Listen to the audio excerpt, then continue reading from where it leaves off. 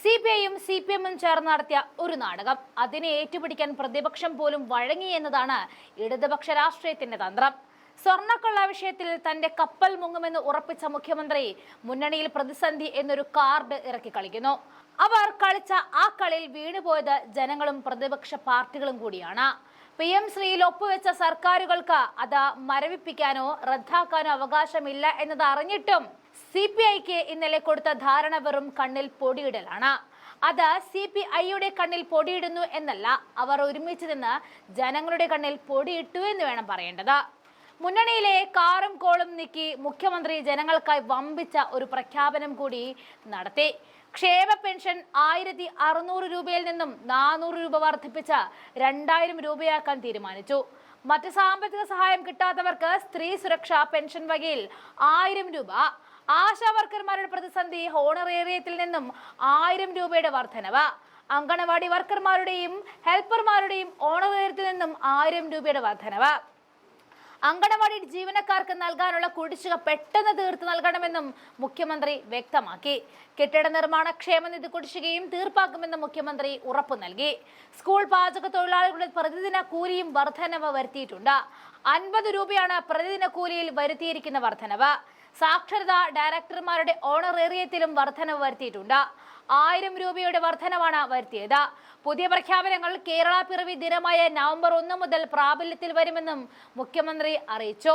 ഇവിടെ ശ്രദ്ധിക്കേണ്ട ഒരു കാര്യമുണ്ട്. എല്ലാ പുകമറയും മറച്ചുകൊണ്ട് മുഖ്യമന്ത്രി മാന്യനായി ഉച്ചയോടുകൂടി മുന്നണിയിലെ പ്രതിസന്ധികൾ നീക്കി വൈകുന്നേരം പ്രഖ്യാപനം നടത്തി.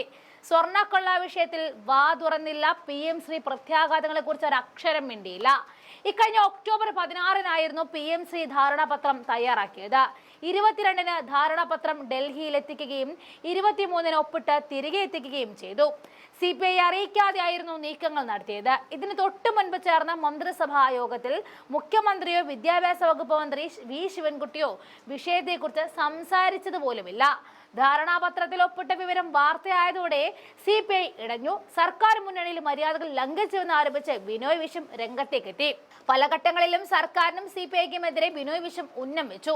ഒടുവിൽ CPI ദേശീയ സെക്രട്ടറി D രാജയും വിഷയത്തിൽ ഇടപെട്ടു. CPI സംസ്ഥാന ദേശീയ ജനറൽ സെക്രട്ടറി MA ബേബിയുമായി D രാജ കൂടിക്കാഴ്ച നടത്തിയെങ്കിലും സമവായമുണ്ടായില്ല. PM ശ്രീയിൽ ഒപ്പിട്ട നടപടി പാർട്ടി നയത്തിന് വിരുദ്ധമെന്നായിരുന്നു D രാജ പറഞ്ഞത്. വിഷയം ചർച്ച ചെയ്യാൻ കഴിഞ്ഞ ദിവസം CPI എക്സിക്യൂട്ടീവ് ചേർന്നു.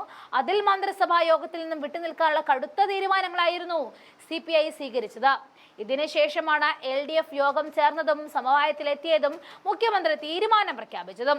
ഇതാണ് നമുക്കറിയാവുന്ന കഥ.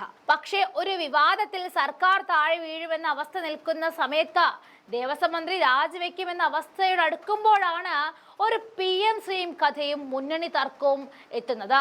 അപ്പോൾ പ്രതിപക്ഷം ഉൾപ്പെടെ സ്വർണ്ണക്കൊള്ള വിട്ട് PM ശ്രീയുടെ പുറകെ പോയി. മാധ്യമങ്ങൾ PM ശ്രീ വാർത്തകൾ അച്ചടിക്കാൻ തുടങ്ങി. ജനങ്ങൾ മുന്നണി പ്രതിസന്ധി മാറിയോ LDF പിളർന്നു എന്ന് നോക്കാൻ തുടങ്ങി. പതിയെ പതിയെ സ്വർണ്ണക്കൊള്ള മുങ്ങി. ഇപ്പോഴുള്ള അവസ്ഥ എന്തെന്ന് വെച്ചാൽ PM ശ്രീ പദ്ധതി നടപ്പിലാക്കുന്നത് കേരളം മരവിപ്പിച്ചതായി അറിയില്ല എന്ന കേന്ദ്ര വിദ്യാഭ്യാസ മന്ത്രാലയം അറിയിച്ചിരിക്കുകയാണ്. അതായത് PM ശ്രീ നടക്കുമോ എന്ന് ചോദിച്ചാൽ നടക്കും, സ്വർണ്ണക്കൊള്ള മുങ്ങി എന്ന് ചോദിച്ചാൽ മുങ്ങിയെന്നും പറയാം.